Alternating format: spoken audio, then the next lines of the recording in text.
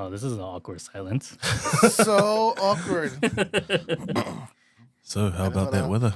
How about that weather? Where are you from, by the way? The US? From no, don't say Oh, that. US? Yeah. No, never. From New Zealand, the beautiful Oh, country cool, of New cool. Zealand. If it's only been on the map. Pardon? If it's only been on the map. Yeah, though. well, it's the best place in the country, sir, in the world. Sorry. Ifty, where are you from? Israeli. Israel. Well, Israel living in Germany right now. Yeah. Why you going to Germany for school, right? Yes. I go to Heidelberg University. I basically started my master's there in Transcultural Studies, and I really enjoy the university, the staff, the environment, and decided to continue there for my PhD. Something different from your side. You went to business. Yeah, I went to university. I done business management and Japanese language, mainly Japanese language, not so much business management. But Where in Japan or? in Japan, yes. So I left from high school straight over here initially to play sports, rugby, and part of that was I had to go to university and study Hakko University. Well, I actually went to two. I went to Nichidai, then I changed halfway through and I went to Hakko University, which is all the way out in Tochigi. And that's where I studied Japanese and business management a bit more. Mainly Japanese, but yeah, good experience. You said you went to university with Suda. Yes. What was he like in university? Was he? No, it was terrible. Yeah, Oh, what? I couldn't imagine. I'm Yeah. kidding. It was, I mean, we're still in touch. I mean, it's like Yeah. it's sort of indication of how that he wasn't that terrible. I hope the feeling is mutual. No, it was fine. We had this common group of friends. So you went back to Germany?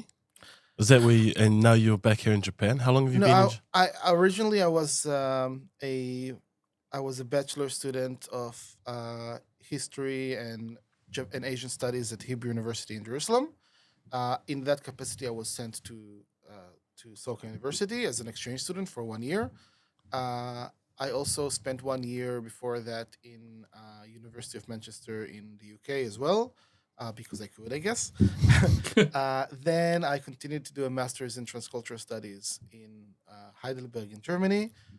They've actually sent me to half a year in Kyoto University. That was in 2016, 2017. I finished my degree. I took almost like a year off, started my PhD. I had the brilliant idea of starting a PhD in the end of 2019, which was an excellent time to start your PhD. And now I'm here this time on kind of like a research capacity rather than an exchange student capacity. Oh, nice. So why Japan? You just here just for work purposes, or could you have chosen any other country, or you just decided Japan? In which, like, from the beginning, or No, like recently. Well, it's part of I'm researching the issue of Yasukuni and the Temple Mount. So I already went to Israel to do my field research there. I got my data, and I needed to do the same thing in Japan. So now I'm here. I couldn't get here. The original plan was that I should be coming here in about 2020, 2021. But obviously COVID, so that didn't work out. So I used the fact that I'm in Israel to get into Israel, and I did my field research there before. And then after finishing, I came to Japan. Ooh, Yeah. Nice. The plan is to go back to Germany now and finish writing my dissertation. That's Can you explain briefly and simply what transcultural studies is? Yes. Because I have no clue what it is. So it's basically a sort of approach to identity. Okay. And the trajectory of basically how academia was treating identity was, just speaking very generally here, first they were kind of talking about different races, and then that didn't work out for obvious reasons. Then the discourse moved to kind of like ethnicity. Ethnicity at some point failed as well because it's really difficult to define what an ethnicity is in a reasonable way. Then the discourse turned into culture. Now, culture by itself has a lot of lineage of what it is by itself, and there are many definitions. But it started basically as something that is parallel to civilization, and it was kind of like a monolith at first. They weren't different convicts. It was kind of more like a ladder than many different things. As in, some places are cultured and some places are not. Some places are civilized, some are not. Then the discourse turned into how you have many different cultures. then it turned into what you call multiculturalism and interculturalism, which means the idea that you have different cultures who have certain interaction between them. That was where we're standing until relatively recently, I think, when people talked about identity. The problem that academia had with this was on several levels. First of all, um, it's a very ephemeral things that, for example, culture is something that keeps changing all the time. And even if you look at something that's really um, telling of let's say a mastery of a culture, let's say humor, right? So how should I say it? If you tell a joke today from Victorian period in England, no one is going to get the joke because the culture is completely different, even though historically not that time has changed. And the second problem is basically um, if cultures are kind of like separate things that interact with one another, then let's say if you have uh, an American person moving to Japan after 20 years, is his culture, yeah, after 20 years, is their culture American or Japanese?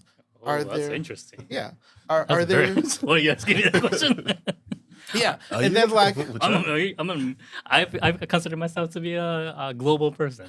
Global yeah, person. Multicultural. Multicultural. well, Yes. yeah, but that's the thing. Like, but then, will your children be of American or Japanese culture? Will your grandchildren be of American or Japanese culture? By is Japanese culture for your grandchildren gonna be like the same as Japanese culture today? It, obviously not. So it's kind of like not a very useful way of looking at things. So this Oh. is how transcultural studies is trying to bridge the gap. In a nutshell, they're saying trying to define what is a culture and what is, let's say, Japanese or French or German or Israeli culture is not particularly useful. It's creating this artificial definition. What is useful is looking at the process. So they're looking at processes, let's say, at culture as both a product and a process of interactions. So we're let's say we're not interested in saying baguette is a part of French culture. We're interested in saying, well, how did it came to be that baguette is considered French culture in 2023? What was the process that made this a thing? And for us, the process is the thing that's important rather than the given or the definition. I hope it wasn't too long-winded or something. I still did a master's degree in it, so I hope I wasn't bullshitting too hard. I can see the question mark in your head. I kind of get it. Like the last part you said, like trying to figure out like the cultures, like how it become to be that with what you see with the baguette.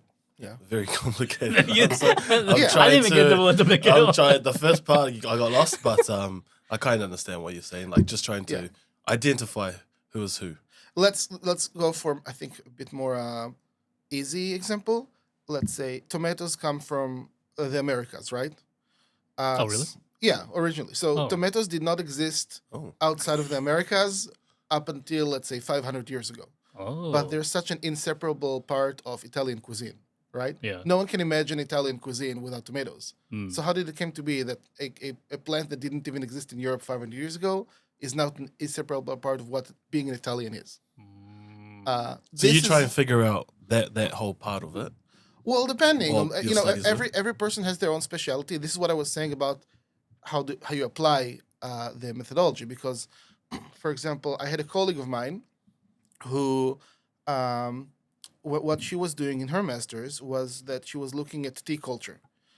She came from. She used to live for a while in Singapore, and I think in Tokyo, and in New York, and she was interested specifically in um, how in Asia people are getting more and more used where tea came from, basically, and tea culture comes from. People are getting more and more used and accustomed to consuming their tea out of plastic bottles. And in places like Europe and America, people are actually getting more interested about where the tea is sourced from, what kind of tea is it, what's the correct way to brew it, and everything. And she was really interested how does it affect tariffs regulations of the European Union when they're trading with Eastern European countries. So, for example, this is a very applicable way of using, let's say, transcultural theory to get something that's practical in the real world.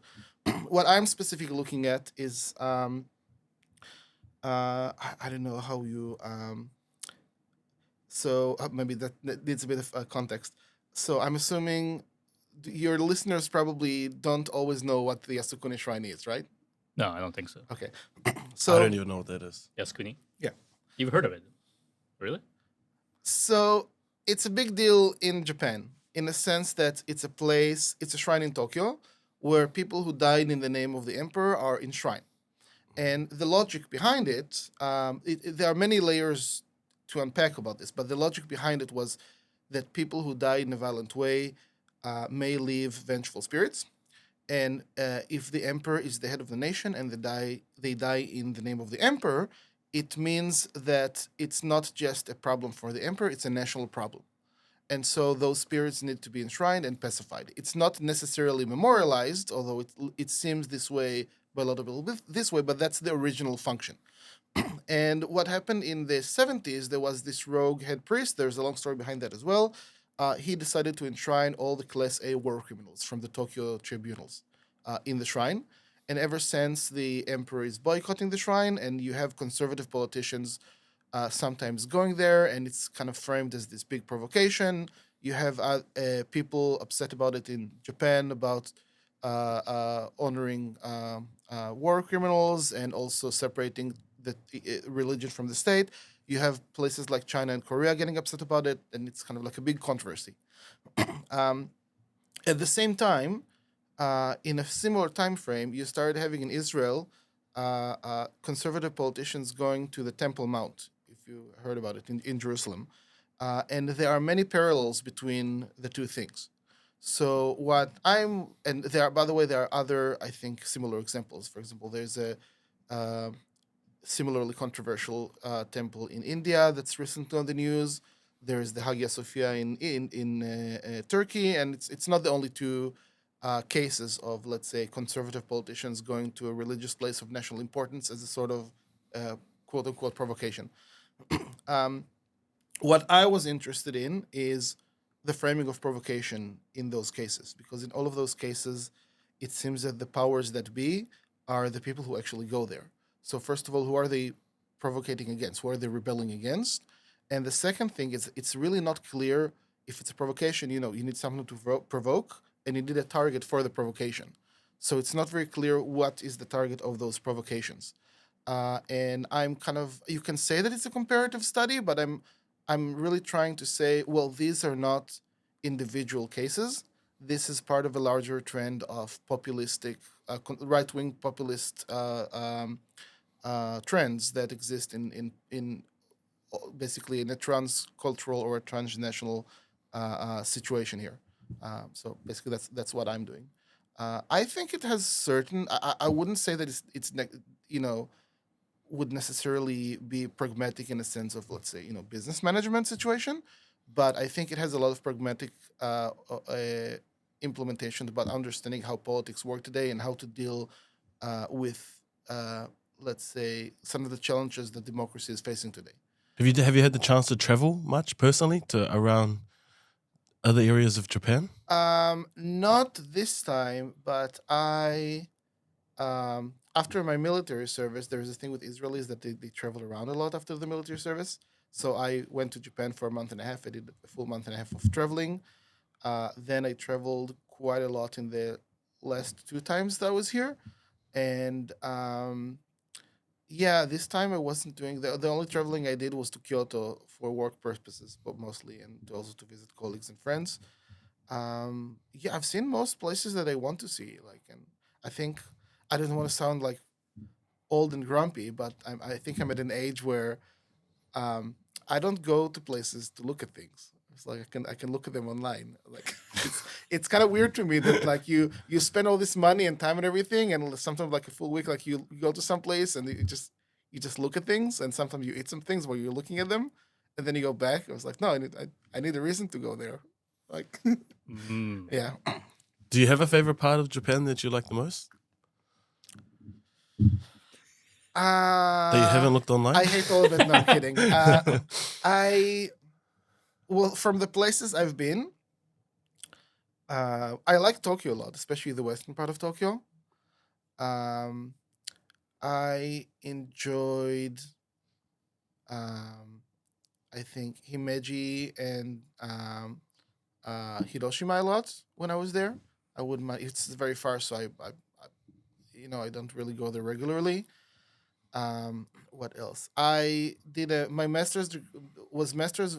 My master's degree was mostly about medieval history in Japan, and I was really interested in Sekigahara, and I went there several times in different seasons, and it was. Um, I would go there again, like to Sekigahara and Azuchijo.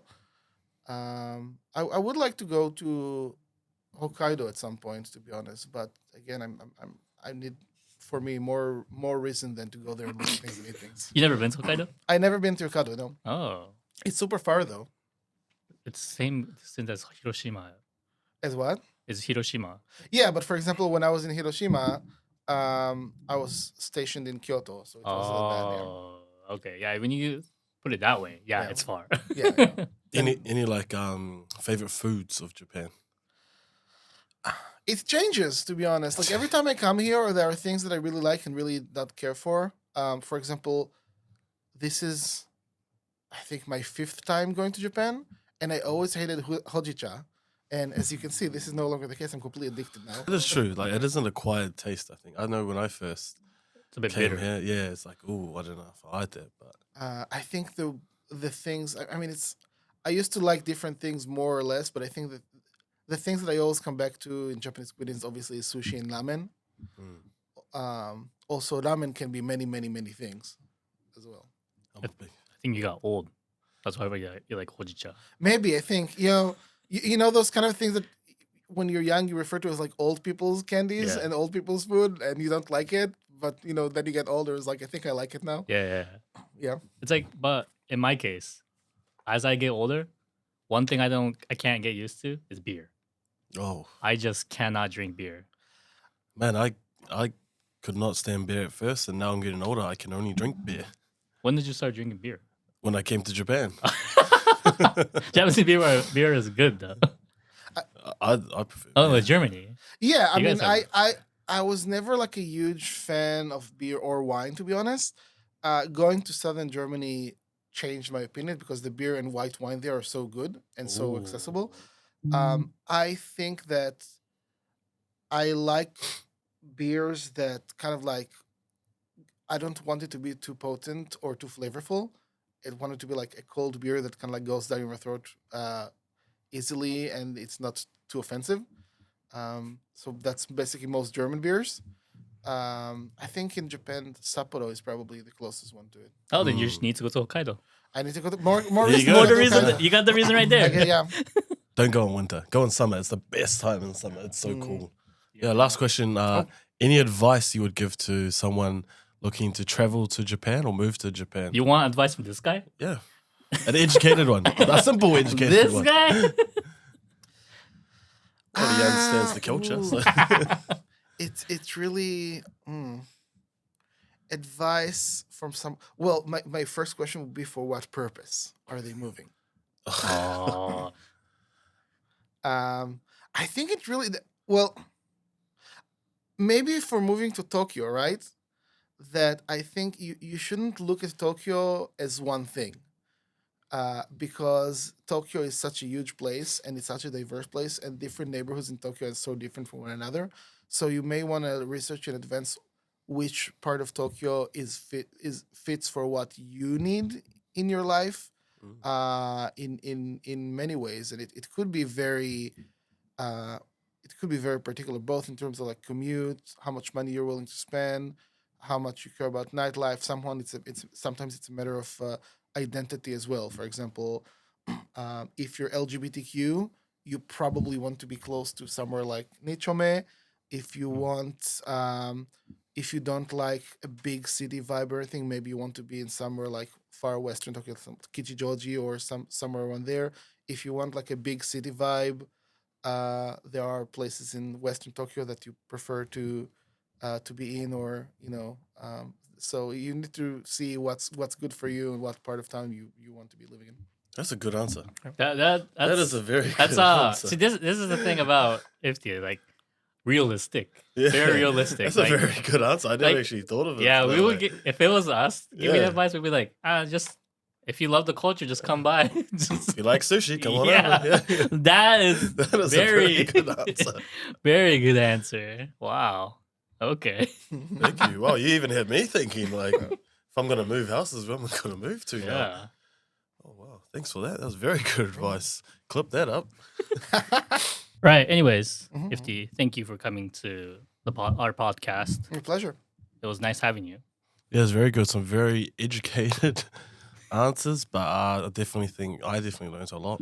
I hope you think that transcultural studies is more practical Yeah. than it was. I like your thinking though. Like Yeah. the way you think of everything is just so realistic. Even like how you said, like, I don't want to go because I can just see it online.